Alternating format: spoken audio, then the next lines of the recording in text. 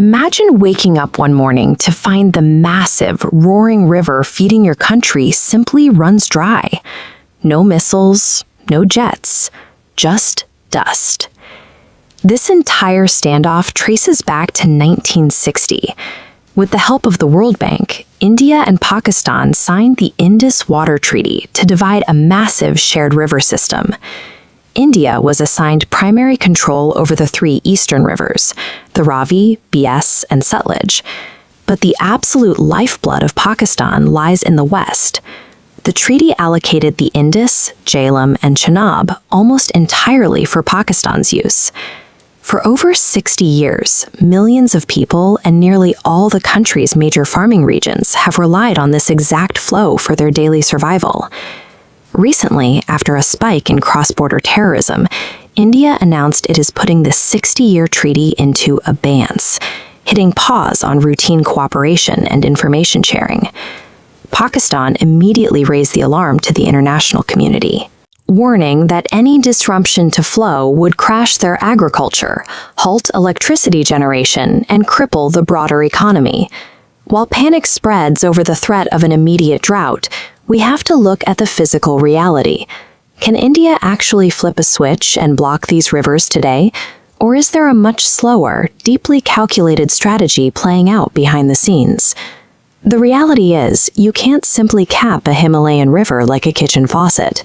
Gravity and raw water volume dictate the terms here.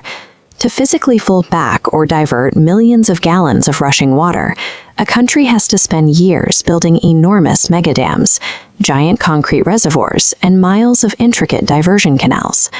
Right now, India lacks that massive diversion infrastructure on the western rivers. Because of that physical limitation, the water continues to follow its natural path. The western rivers are still flowing freely into Pakistani territory without impediment. So the idea of an overnight cutoff is a physical impossibility, but that immediate panic actually distracts from India's real plan, a calculated, multi-decade strategy quietly unfolding in the background. India isn't trying to break the treaty.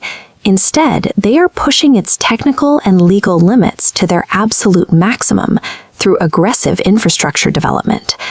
The first pillar of this strategy relies on initiating massive new water storage projects in Jammu-e-Kashmir, designed specifically to capture and hold heavy rainfall during the wet seasons.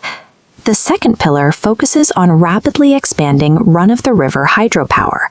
The treaty technically allows these projects, and while they don't permanently stop the water, they give India significant leverage over exactly when that water flows downstream.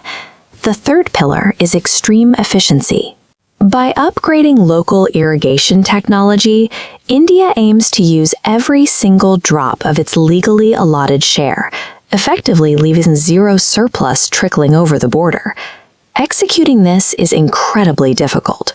Pouring thousands of tons of concrete and carving tunnels into high-altitude, unstable mountain ranges requires brutal economic investment and decades of dangerous labor.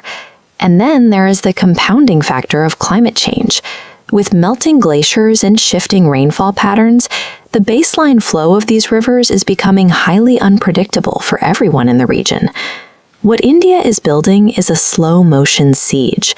By the time this massive infrastructure network is fully online, India will have achieved a geopolitical chokehold without violating a single clause of international law.